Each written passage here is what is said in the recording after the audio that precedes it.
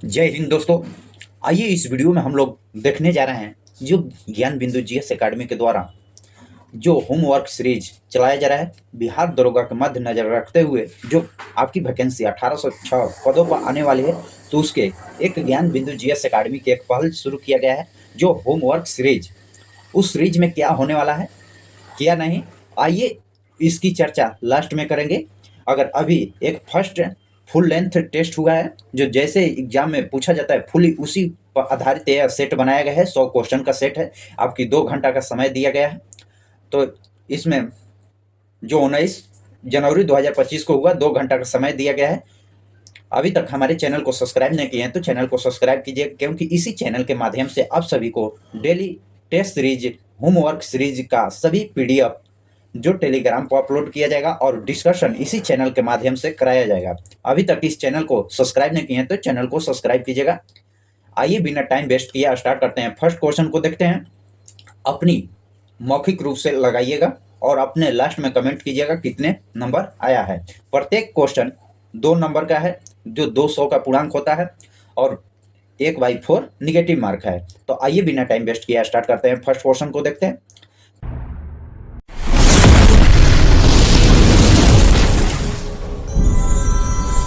Fire on the Ganga पुस्तक किसने लिखी है? फायर ऑन द गंगा पुस्तक किसने लिखी है? तो आपका ऑप्शन सी होगा, जो राधिका अयंगर ने लिखी है, राधिका अयंगर ने। आइए नेक्स्ट क्वेश्चन देखते हैं। महिला टेनिस में सर्वाधिक ग्रैंड स्लैम किताब जीतने वाली रिकॉर्ड किसने के नाम है?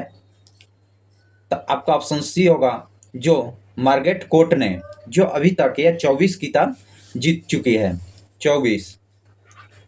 नेक्स्ट क्वेश्चन देखते हैं। अगर इसका डिस्कशन चाहिए तो आप कमेंट में कीजिएगा कि नेक्स्ट से इसका फुली डिस्कशन के साथ भी वीडियो अपलोड करेंगे। अभी तक केवल आंसर, क्वेश्चन आंसर का इसका पीडीएफ चाहिए तो हमारे टेलीग्राम ग्रुप पर अपलोड कर दिया गया है, वहां से आप डाउनलोड कर सकते हैं। आइए नेक्स्ट क्वेश्चन देखते हैं। संयुक्त राज्य अमेरिका में अंतर्राष्ट्रीय महिला सहाय पुरस्कार किस भारतीय महिला को प्रथम महिला मिशन ओबामा द्वारा प्रदान किया गया है?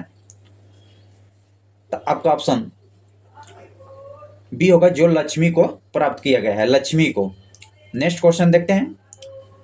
संयुक्त राष्ट्र द्वारा विश्व विकास सूचांक दिवस प्रतिवर्ष किस तिथि को मनाया जाता है? तो आपका ऑप्शन ये होगा, जो 24 अक्टूबर को मनाया जाता है, 24 अक्टूबर को मनाया जाता है। Next question. हिमाचल प्रदेश की विशिष्ट नृत्य परंपरा में कौन सी है? तो आपका ऑप्शन डी होगा, जो नाटो है, नाटो हिमाचल प्रदेश का है, नाटी है। नेक्स्ट क्वेश्चन देखते हैं। बौद्ध धर्म के प्रसिद्ध अनुयायी सारिपुत्र का जन्म स्थान कहाँ है? तो आपका ऑप्शन ए होगा, जो नालंदा है, नालंदा में है। नेक्स्ट क्वेश्चन देखते हैं। मगध साम्राज्य की वह राजधानी कौन थी जो चारों ओर से पहाड़ियों से घिरे हुआ था? तो यह बिहार में आपका है, पाटलिपुत्रा भी है, वैशाली, चंपारण और राजगीर में से कौन सा आपका ऑप्शन होगा? तो आपका ऑप्शन डी होगा, जो राजगीर है। यह 5 पहाड़ियों से घिरा हुआ शहर है और यहाँ से आपका दूसरा बार स्थानांतरित करके पाटलिपुत्रा राजधानी बनाया गया था। यह 5 पहाड़ियों का नाम जानना चाहते हैं तो आप कमेंट कीजिएगा कि इसका भी एक क्वेश्चन पूछता है, वीवीआई है, कौन सी वो 5 पहाड़ियां हैं। आइए उस 5 पहाड़ियों को देख लेते हैं पहले।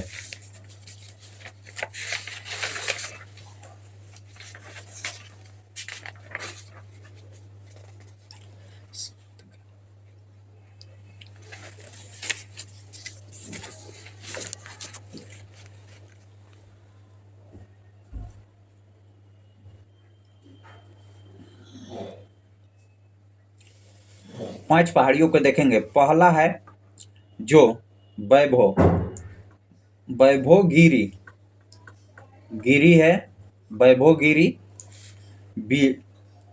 दूसरा है विपुल गिरी, विपुल गिरी। तीसरा है रत्नगिरी, रत्नगिरी। और चौथा है उदयगिरी, उदयगिरी और पांचवा है सोनगिरी। सोनगिरी यह 5 पर्वत से घिरा हुआ है। जो यह पांचों पर्वत से वैभवगिरी, विलुपगिरी, रत्नगिरी, उदयगिरी और सोनगिरी से जो यह राजगीर घिरा है, यह अंतर्राष्ट्रीय सुरक्षा प्रदान करता है। नेक्स्ट क्वेश्चन देखते हैं, 8वां क्वेश्चन को देखते हैं। भारत के पहले राष्ट्रपति श्री राजेंद्र प्रसाद को किस नगर पालिका का चेयरमैन निर्वाचित किया गया था? तो यह आपका ऑप्शन बी होगा, जो पटना का चेयरमैन निर्वाचित किया गया था। यह ऐसे व्यक्ति हैं जो 12 वर्ष राष्ट्रपति के पद पर रहे हैं। सबसे अधिक इन्हीं का कार्यकाल है, जो आपका 1951 से यहाँ पर देखते हैं 1951 से 62 के बीच रहे हैं, जो 12 वर्ष तक। नेक्स्ट क्वेश्चन देखते हैं। बिहार सोशलिस्ट पार्टी के संस्थापक में से कौन थे? बिहार सोशलिस्ट पार्टी के संस्थापक में से कौन थे? तो आपका ऑप्शन होगा डी, जो फूलन प्रसाद वर्मा थे। नेक्स्ट क्वेश्चन देखते हैं। बिहार के कौन सा हवाई अड्डा जो नेपाल जाने के लिए उपयोग किया जाता है? तो आपका ऑप्शन डी होगा, जो रक्सौल का हवाई अड्डा का उपयोग किया जाता है नेपाल जाने के लिए। भारत रत्न और रैमन मैसेज पुरस्कार दोनों प्राप्त करने वाले पहले कर्नाटकीय संगीतकार कौन थे या थी? तो आपका ऑप्शन देखते हैं।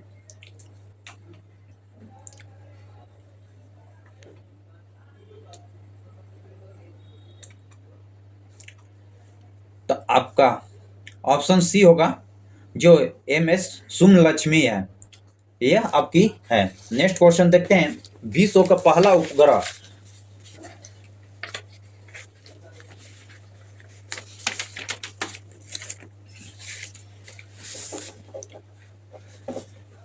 नेक्स्ट क्वेश्चन देखते हैं। विश्व का पहला उपग्रह जो ग्रीन हाउस गैसों से निगरानी के लिए भेजा गया था, किस द्वारा लॉन्च किया गया था? तो आपका ऑप्शन ए होगा, जो जापान के द्वारा लॉन्च किया गया था।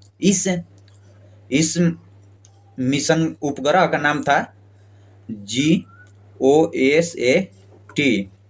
यह 2009 में लॉन्च किया गया था। 2009 में लॉन्च किया गया था। इस मिशन का जो ग्रीन हाउस गैसों का निगरानी से रक्षा करता है, यह 2009 में लॉन्च किया गया था। नेक्स्ट क्वेश्चन देखते हैं। कौन व्यक्ति जो आंदोलन की स्थापना के लिए प्रसिद्ध है, जो लेप्रोसी कुष्ठ रोगों पीड़ितों के लिए आश्रम स्थल था? तो आपका ऑप्शन सी होगा, जो बाबा अमटे ने। Next question. व्यापार एवं माल निशान एक्ट कब पारित किया गया था? तो आपका ऑप्शन डी होगा, जो 1958 में किया गया था। 1958 में। नेक्स्ट क्वेश्चन देखते हैं। निम्नलिखित में से किस देश को मेगा डाइवर्स देश के रूपों में जाना जाता है, जिसका अर्थ है कि जैविक विविधता अत्यधिक समृद्ध है? तो आपका ऑप्शन बी होगा, जो ऑस्ट्रेलिया को जाना जाता है, ऑस्ट्रेलिया को। नेक्स्ट क्वेश्चन देखते हैं। येलोस्टोन नेशनल पार्क किस देश में स्थित है? येलोस्टोन नेशनल पार्क किस देश में स्थित है? तो आपका ऑप्शन डी होगा, जो USA अमेरिका में स्थित है, USA अमेरिका में। मनुष्य का कान किस आवृत्ति रेंज में सबसे अधिक संवेदनशील होता है? तो आपका ऑप्शन डी होगा, 2 से 5 किलो हर्ट्ज के बीच होता है। नेक्स्ट क्वेश्चन देखते हैं। निम्नलिखित में कौन सा समूह जैविक अपशिष्टि जैविक नवीकरणीय सामग्रियों को शामिल करता है? तो कागज, घास, कांच नहीं होगा, इसमें कांच जोड़ दिया है। कष्ट, पुष्ट, लोहा, खजुरा, यह भी नहीं होगा। वहित, मल, प्लास्टिक और चमड़ा, यह भी नहीं होगा। आपका गोबर, धान का भूसा और सब्जी, आपका ऑप्शन डी होगा। डी सही है। नेक्स्ट क्वेश्चन देखते हैं। पारिस्थितिकी तंत्र में एक टिकाऊ जैव समूहों में जिसके अंतिम स्थिर अवस्था के रूपों में जाना जाता है, क्या कहलाता है?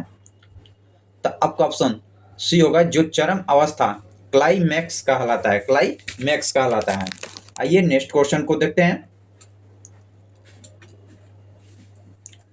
नागरिकता की शर्तों और पात्रता को निर्धारित करने वाला संस्थान कौन सी है? तो आपका ऑप्शन बी होगा जो संसद है, जो अनुच्छेद 11 के तहत किया जाता है। कौन सा निकाय मौलिक अधिकार का निलंबन का आदेश दे सकता है? जो राष्ट्रपति दे सकते हैं। नेक्स्ट क्वेश्चन देखते हैं। स्वतंत्र भारत के पहले राष्ट्रपति किस राज्य के निवासी थे? तो आप देखे हैं जो बिहार के थे, डॉक्टर राजेंद्र प्रसाद थे। इनका कार्यकाल जो 1951 से 62 के बीच चला था। सबसे लंबा कार्यकाल इन्हीं का था। पूछा जाता है सबसे अधिक लंबा कार्यकाल किस राष्ट्रपति का है? जो राजेंद्र प्रसाद का है, जो इनका 1951 से 62 के बीच चला था। 1952 से चुनाव हुआ था 57 के बीच, और 1957 से फिर 62 तक राष्ट्रपति रहे थे। और नेक्स्ट क्वेश्चन देखते हैं। भारत की पहली आर्थिक जनगणना इसमें जोड़ा गया। आर्थिक जनगणना पर कब आयोजित की गई थी? जिसमें लक्षद्वीप को छोड़कर संपूर्ण देश के राज्य एवं केंद्र शासित प्रदेशों का सहयोग से जनगणना की गई थी। तो आपका ऑप्शन बी होगा जो 1977 में किया गया था। जबकि 1972 में जनगणना स्टार्ट किया गया था लॉर्ड मेयो के शासनकाल में। 1972 में जनगणना स्टार्ट किया गया था, और जबकि 1977 में आर्थिक जनगणना किया गया था। नेक्स्ट क्वेश्चन देखते हैं। 52वें संविधान संशोधन अधिनियम 1985 में के द्वारा भारतीय संविधान के कौन सी अनुसूची को जोड़ा गया था? जो 10वीं अनुसूची को जोड़ा गया था। 10वीं अनुसूची को जोड़ा गया था। यह आपको, और उसी में 9वां अनुसूची को जो पहलवा और 73वां संविधान संशोधन कर और 74वां संविधान संशोधन कर 12वीं और 73वें में 11वीं अनुसूची को शामिल किया गया, और 10वीं अनुसूची को 52वें संविधान था। आपका ऑप्शन बी होगा। भारत की स्वतंत्रता प्राप्ति के समय इंग्लैंड किस पार्टी का सरकार थी? तो आपका ऑप्शन सी होगा जो लेबर पार्टी की सरकार थी, लेबर पार्टी की। भारत के संविधान के निर्माण के दौरान संविधान सभा का अध्यक्ष कौन था? तो आपका ऑप्शन डी होगा जो डॉक्टर राजेंद्र प्रसाद थे, डॉक्टर राजेंद्र प्रसाद। यदि लोकसभा के अध्यक्ष उपाध्यक्ष दोनों अनुपस्थिति हो तो संसद में संयुक्त बैठक की अध्यक्षता कौन करेगा? तो आपका ऑप्शन डी होगा जो लोकसभा के राज्यसभा के उप सभापति करेंगे। आपका ऑप्शन सी होगा। नेक्स्ट क्वेश्चन देखते हैं। भारत में पहली बार राष्ट्रीय आपातकाल की उद्घोषणा के समय कौन से राष्ट्रपति थे? तो आइए देखते हैं कौन से राष्ट्रपति थे। तो आपका ऑप्शन बी होगा जो डॉक्टर एस राधाकृष्णन थे। नेक्स्ट क्वेश्चन देखते हैं। संविधान के 73वें संविधान संशोधन के तहत पंचायत को निर्देशित किए गए कार्य किस सूची के वर्णित करता है? जो 73वें संविधान संशोधन में आपका पंचायत को जोड़ा गया था। तो आपका ऑप्शन ए होगा जो 11वीं अनुसूची में जोड़ा गया था। नेक्स्ट क्वेश्चन देखते हैं। भारतीय संविधान में नागरिकों को मूल कर्तव्य का उल्लेख किस अनुच्छेद में किया गया है? जो आपका ऑप्शन ए होगा जो 51 के ए में किया गया है, 51 के ए में। हरित क्रांति के दौरान निम्नलिखित में कौन सा परिवर्तन भारत में देखने को मिला था? जो खाद्य उत्पादन में आत्मनिर्भर में वृद्धि, रासायनिक उर्वरकों का प्रयोग का कमी, कृषि उत्पादन में गिरावट, कृषि द्वारा पारंपरिक तकनीकी का अधिक उपयोग नहीं। आपका ऑप्शन ए होगा खाद्य उत्पादन में आत्मनिर्भरता में वृद्धि देखने को मिला था हरित क्रांति के तहत। उस सेट को क्या कहा जाता है? जो उन सभी बंडलों का संग्रह होता है जिन्हें उपभोक्ता अपनी आय के साथ विद्यमान बाजार कीमतों पर खरीद सकता है। तो आपका ऑप्शन डी होगा जो बजट होता है, बजट। नेक्स्ट क्वेश्चन देखते हैं। मुद्रा का संबंध निम्नलिखित में कौन सी कथन सही है? मुद्रा से संबंधित कथन है, मुद्रा खाते खाते की एक सुविधाजनक इकाई के रूपों में कार्य करता है, सही है। सभी वस्तुओं एवं सेवाओं का मूल मौद्रिक इकाइयों में व्यक्त तो किया जाता है, हाँ, आपका ऑप्शन बी होगा, दोनों कथन सही दिया गया है। बेरोजगारी दर की गणना किसके अनुपात के रूपों में किया जाता है? तो बेरोजगारी दर की गणना, इसका फॉर्मूला होता है बेरोजगारी बराबर होता है आपका बेरोजगारी श्रम होगा, बेरोजगारी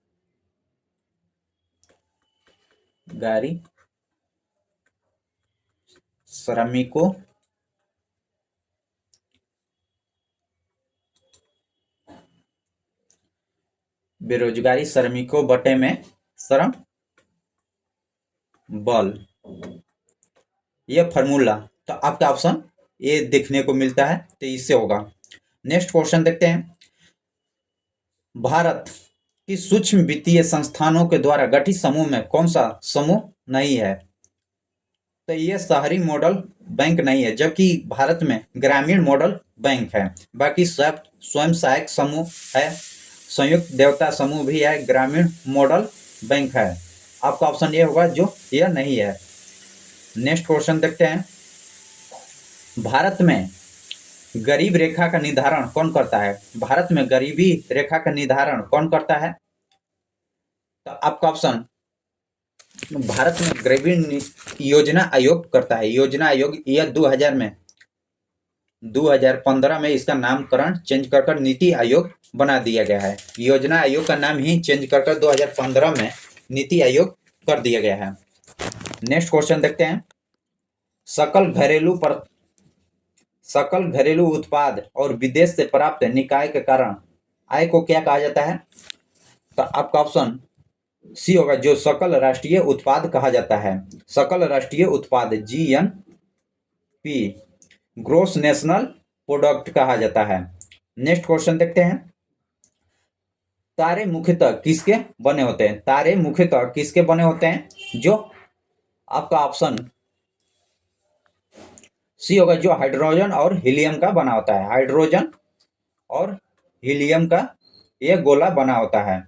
नेक्स्ट क्वेश्चन देखते हैं, भारत में रबी फसल किस अवधि में उगाई जाती है? भारत में रबी फसल किस अवधि में उगाई जाती है? तो आपका ऑप्शन डी होगा, जो अक्टूबर से मार्च के बीच उगाया जाता है। गेहूं, जौ, मकई अभी चल रहा है, जो मौसम चल रहा है, या रबी फसल का ही मौसम चल रहा है। भारत का सबसे लंबा रेलवे प्लेटफार्म किस रेलवे स्टेशन को है? जो आपका ऑप्शन गोरखपुर का है, जो 1366.33 किलोमीटर बनाया गया है, जो यह विश्व में है, जो यह जनगणना 2013 के अनुसार है। नेक्स्ट देखते हैं क्वेश्चन, तारों के बीच स्थित आयनिक गैसों और धूल के विशाल बादल को क्या कहा जाता है? तो आपका ऑप्शन सी होगा, जो नेबुला कहा जाता है। नेबुला। तिब्बत के यारलुंग सारगोंग नदी के भारत में किस नाम से जाना जाता है? तो आपका ऑप्शन सी होगा, जो ब्रह्मपुत्रा के नाम से जाना जाता है, ब्रह्मपुत्रा। तारामती चोटी जो अपने प्राकृतिक सौंदर्य और ऊंचाइयों के लिए जानी जाती है, भारत के किस राज्य में स्थित है?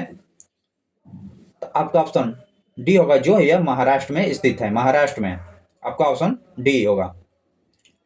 बल्लारी चित्रदुर्ग चिक्कमगलुरु तुमकुरू बेल्ट जो कर्नाटक राज्य में स्थित है, मुख्य रूप से किस भंडार के लिए जाना जाता है? तो आपका ऑप्शन सी होगा, जो लौह अयस्क के लिए जाना जाता है, लौह अयस्क के लिए जाना जाता है। नेक्स्ट क्वेश्चन देखते हैं, एल्युमिनियम सिलिकेट में भरपूर चट्टानों का अपघटन फलस्वरूप बनने वाली खनिज अयस्क में से कौन सा मुख्य रूप से अवक्षेपित होता है? तो आपका ऑप्शन सी होगा, जो बक्साइट होता है, बक्साइट। नेक्स्ट क्वेश्चन देखते हैं, भारत में सर्दियों के मौसम में पश्चिम से उत्तर पश्चिम की ओर बढ़ने वाली उष्णकटिबंधीय चक्रवात मुख्य रूप से कहाँ उत्पन्न होती है? तो तो आपका ऑप्शन यह बी होगा, जो अरब सागर के ऊपर से, अरब सागर के ऊपर से आपका ऑप्शन बी होगा। नेक्स्ट क्वेश्चन देखते हैं।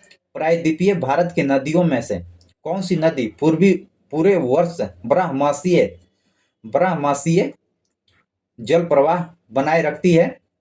तो आपका ऑप्शन बी होगा, जो कावेरी। कावेरी जो बारहमासीय है, जबकि गोदावरी, कृष्णा, भीम यह सभी मानसूनी है। नेक्स्ट क्वेश्चन देखते हैं। फरका बैराज का निर्माण के संदर्भ में निम्नलिखित में कौन सा कथन प्राथमिक उद्देश्य नहीं था? बांग्लादेश को बहाकर जाने वाली पानी को रोकना यही नहीं था। आपका ऑप्शन ए होगा। जबकि और बाकी देख लेते हैं। कोलकाता बंदरगाह पर गाद के जमाव को रोकना यह था। कोलकाता बंदरगाह के कटाव का रोकना यह भी था। गंगा नदी में जहाजों का आवाजाही का सुगम बनाना यह भी था। आपका ऑप्शन ये होगा, जो बांग्लादेश से बहकर जाने वाली पानी को रोकना का उद्देश्य नहीं रखा गया था। उदयपुर की जावर खाने किस खनिज के लिए जानी जाती है? तो आपका ऑप्शन सी होगा, जो जस्ता के लिए जानी जाती है। तराई क्षेत्र की बस्ती सहन होती है, इसका कारण इस क्षेत्र के वर्षा ऋतु के दौरान नियमित रूप से जलपान होता है। यह सही है। आइए देखते हैं कौन सी कथन होगा। जो आपका ऑप्शन डी होगा, जो पहला है यह गलत दिया गया है। ये कथन गलत दिया गया है। तराई क्षेत्र में बस्ती नहीं होती, ये बहुत दूर दूर पर होती है, घनन संघन नहीं होती है, विरल होती है। आपका ऑप्शन डी होगा। भारत की कौन सी पंचवर्षीय योजना पूरी तरह विफल रहा था? भारत की कौन सी पंचवर्षीय योजना पूरी तरह से विफल रही थी? जो तीसरी पंचवर्षीय योजना पूरी तरह से विफल रही थी, यह आपका 1961 से 66 के बीच चला था। इसी समय 1962 में चीन युद्ध हुआ था। 1962 का अकाल भी आया था। 1965 में पाकिस्तान युद्ध भी हुआ था। आइए देख लेते हैं प्रथम पंचवर्षीय योजना कब से कब था। प्रथम पंचवर्षीय योजना 1951 से 56 के बीच। सप्तमी पंचवर्षीय योजना जो 1985 से 90 के बीच। और छठवीं पंचवर्षीय योजना यह 1980 से 85 के बीच था।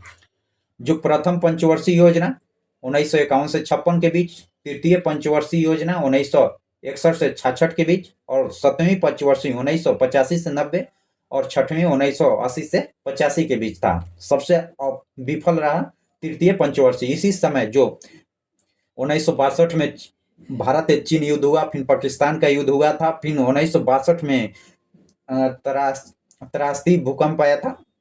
नेक्स्ट क्वेश्चन देखते हैं।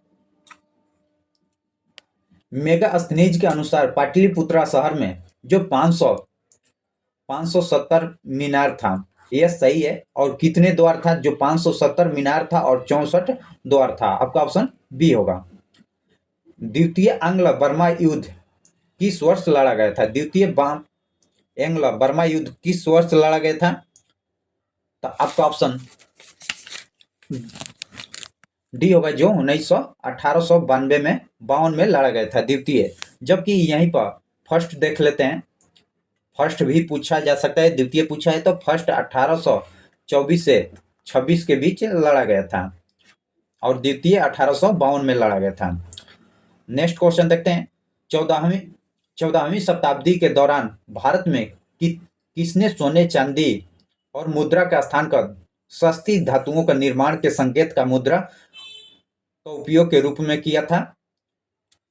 तो आपका ऑप्शन बी होगा, जो मोहम्मद बिन तुगलक ने किया था। मोहम्मद बिन तुगलक, इसका शासनकाल 1325 ले आपका 51 के बीच चला था। यह सस्ता कर बाकी माल को लूटने का प्रयास किया था। नेक्स्ट क्वेश्चन देखते हैं। किस पुर्तगाली अवशेषण 1998 में 1498 में यूरोप से भारत आने के लिए नए समुद्री मार्ग की खोज किया था? जो वास्को डिगामा ने किया था 1498 में।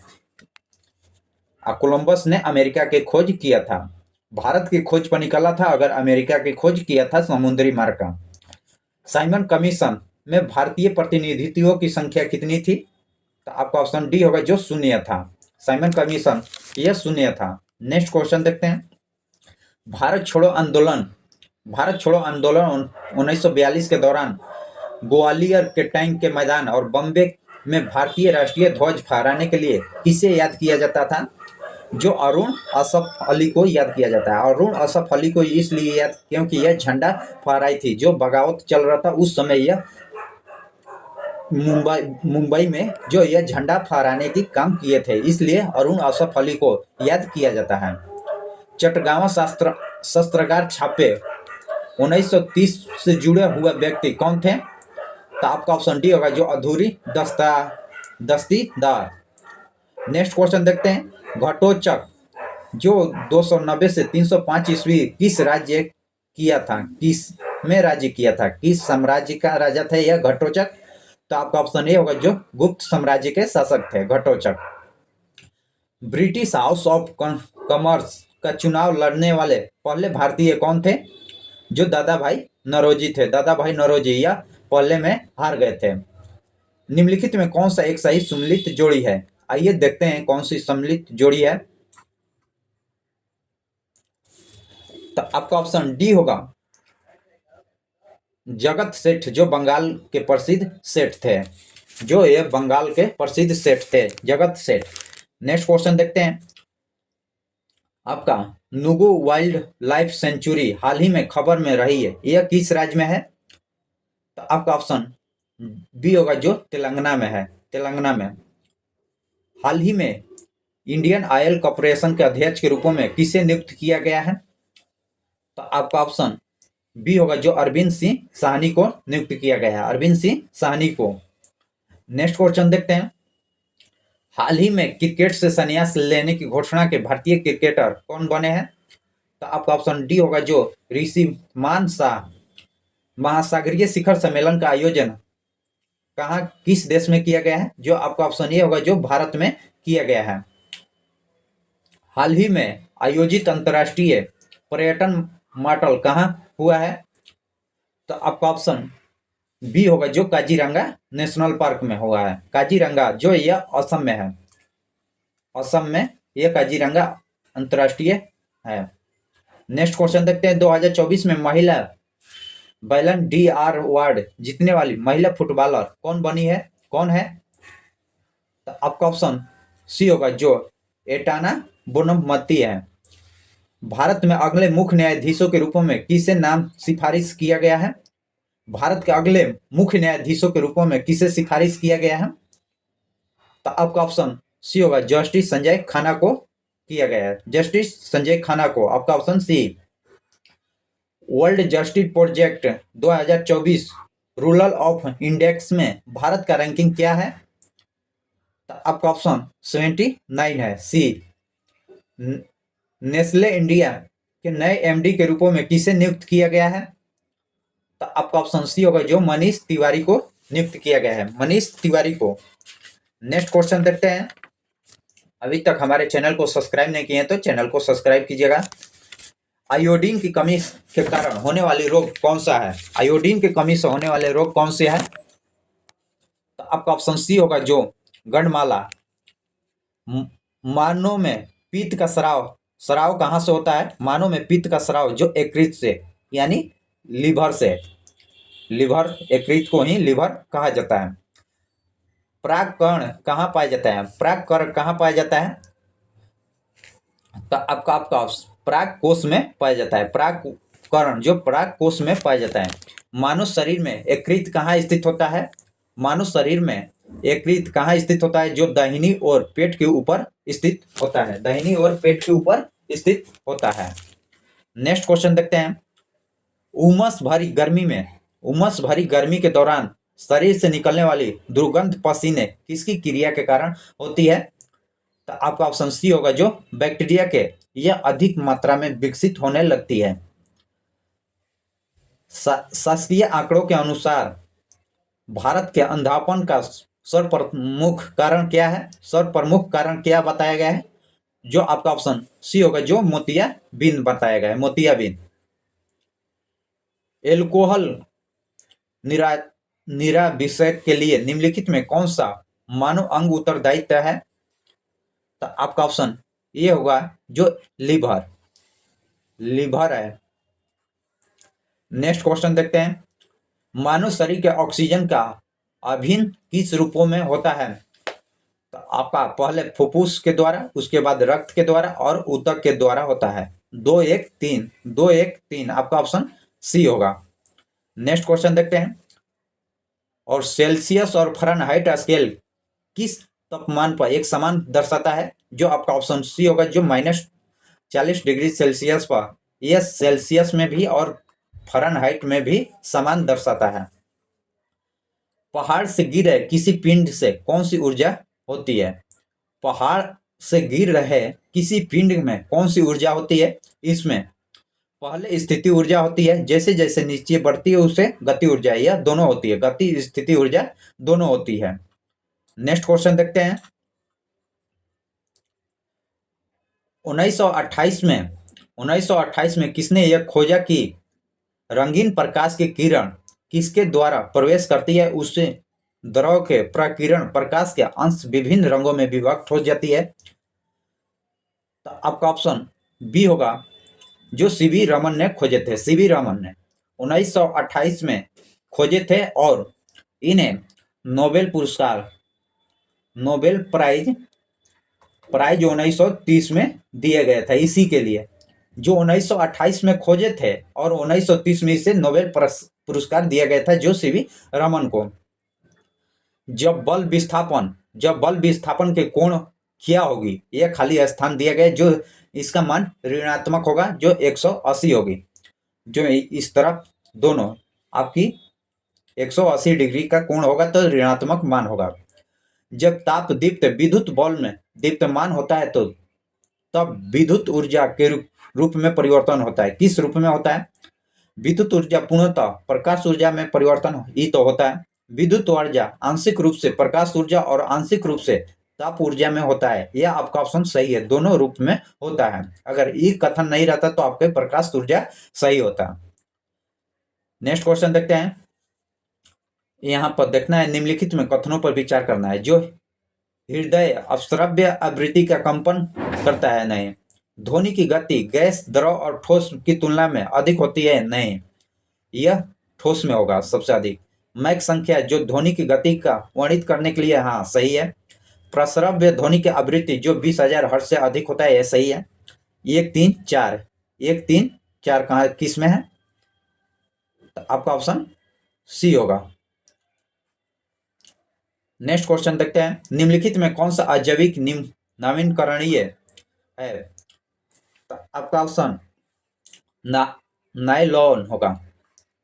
निम्नलिखित में कौन सा तत्व सबसे हल्का होता है? जो निम्नलिखित तत्वों में से कौन सा तत्व सबसे हल्का होता है जिसका परमाणु द्रव्यमान सबसे कम होगा?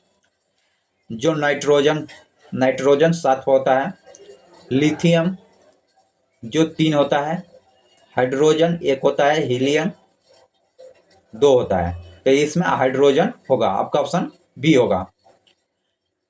न्यूलैंड की आवर्त सारणी में न्यूलैंड की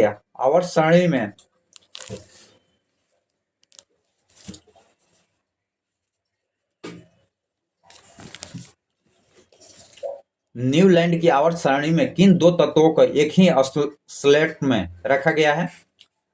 तो आपका ऑप्शन सी होगा जो कोबाल्ट और निकेल को रखा गया है, जो यह अक्रिय गैस भी माना जाता है। नेक्स्ट क्वेश्चन देखते हैं, यदि धोवन सोडा को थोड़ी मात्रा में 1 ml तनु हाइड्रोक्लोरिक अम्ल मिलाया जाता है तो किस प्रकार की अभिक्रिया होती है? जो आपका इसमें ऑप्शन सी होगा जो उसमें से कार्बन डाइऑक्साइड गैसों का तेज बुलबुले के रूपों में निकलता है। नेक्स्ट क्वेश्चन देखते हैं, जो स्टार्च, विद्युत, सोलर अन्य संसाधनों के बैक्टीरिया में इलेक्ट्रॉन के निम्नलिखित में कौन सा युग्म समान होता है? तो आपका ऑप्शन ए होगा जो निकेल और कैडमियम होगा। निकेल और कैडमियम का होगा। जो निकेल को Na और कैडमियम को Cd से संकेत किया जाता है, संकेतक भी पूछा जाता है।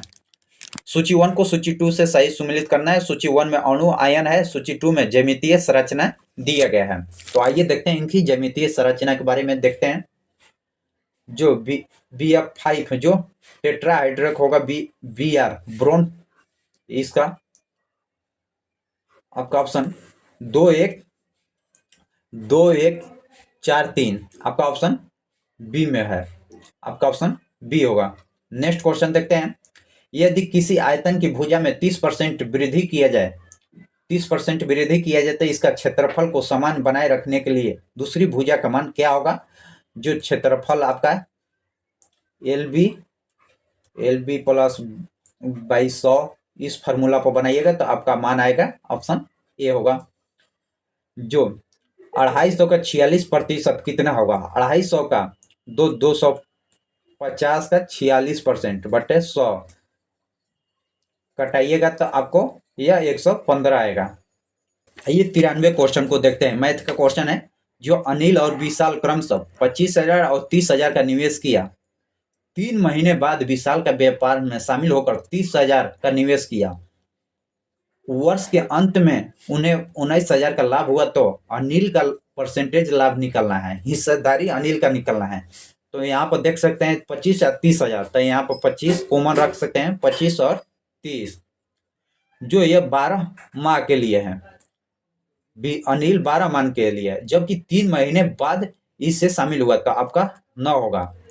तो ये 25, तो इसका आपका मान यह कटाइएगा तो ये आपका 5 12 50 60 है, आई 6 54, आपका 10:9 के यह 45 आएगा। तो यह आपका इतने का अनुपात में आएगा तो इतना आपका 10% हो जाएगा इसका हिस्सेदारी, तो आपका ऑप्शन ए होगा। नेक्स्ट क्वेश्चन देखते हैं। इसका PDF सॉल्यूशन समझ में नहीं आएगा तो PDF से आप देख सकते हैं। आइए नेक्स्ट क्वेश्चन को देखते हैं। यदि एक इंसुलेट पाइप को 2 घंटे में एक टंकी को भर सकता है और एक आउटलेट पाइप 3 घंटे टंकी को खाली कर सकता है, तो दोनों पाइपों को एक साथ खोलने पर कितने समय में भर सकता है? तो इसका बनाने का दम 1/2 भरेगा, जो माइनस कर दीजिएगा 3 इतने में खाली कर देगा। तो इसका एलसीएम लीजिएगा 6, 3 - 2 1/6, तो आपका नीचे वाला 6 आवर हो जाएगा, आपका ऑप्शन डी होगा। यदि एक धनराशि ब्याज की दर से 20 वर्षों में 3 गुना हो जाती है, तो उसी साधारण ब्याज की दर वह धनराशि कितने वर्ष की दुगुना हो जाएगी? तो यह हम एक माध्यम बनाएंगे, तो जो 3 से जितनी बार 2 से 1 कम 10 होगा, इससे 2 करिएगा 2 5 होगा। एक वर्ष में 5 था, दूसरे वर्ष में 10 हो गया और तीसरे वर्ष में 20 होगा, तो आपका ऑप्शन 10 वर्ष होगा। नेक्स्ट क्वेश्चन देखते हैं। इसका आपका डायरेक्ट फार्मूला पुटिंग है, तो फार्मूला पुटिंग क्वेश्चन आता है तो देख सकते हैं। इसका ऑप्शन आपका ये होगा। इंग्लिश का क्वेश्चन है, जो इसमें पैसिव वॉइस दिया गया है। It is a time for food to be eaten, तो इसका पैसिव वॉइस क्या बनेगा? तो आपका ऑप्शन डी होगा, food is to be eaten now. Next question देखते हैं। Change the flowing sentence form the direct indirect speech दिया गया है। जो एवरीबॉडी सैड है, हाउ विल सी सिंगर, तो इसका ऑप्शन सी होने वाला है। नेक्स्ट क्वेश्चन देखते हैं। नीचे दिए गए वाक्य वाक्यांश के लिए एक शब्द दिए गए विकल्प को चुनना है जो जिसका अपार किया गया हो, जो अपकृत होता है। एक बस बिना रुके जो 54 किलोमीटर पर घंटा की गति से चलती है और ठहराव की जगह उनकी औसत गति जो 45 किलोमीटर पर आवर हो जाती है, तो हर घंटे में कितने मिनट तक रुकती है? जो पहले आपका इसका सॉल्यूशन देख लेते हैं। जो 54 - 45, तो यह दोनों में माइनस कीजिएगा तो आपका ऑप्शन 9 बचेगा। 9 आवर के पड़ रहा है, तो 9 आवर जो 54 पर पड़ रहा है, 9/54 गुणे 60 से भाग दीजिएगा तो आपका कट कर 10 बचेगा, आपका ऑप्शन डी होगा। इसी तरह वीडियो पाने के लिए हमारे चैनल को सब्सक्राइब कीजिएगा, लाइक कीजिएगा और पीडीएफ चाहिए तो टेलीग्राम ग्रुप ज्वाइन कर वहाँ से पीडीएफ प्राप्त कर सकते हैं।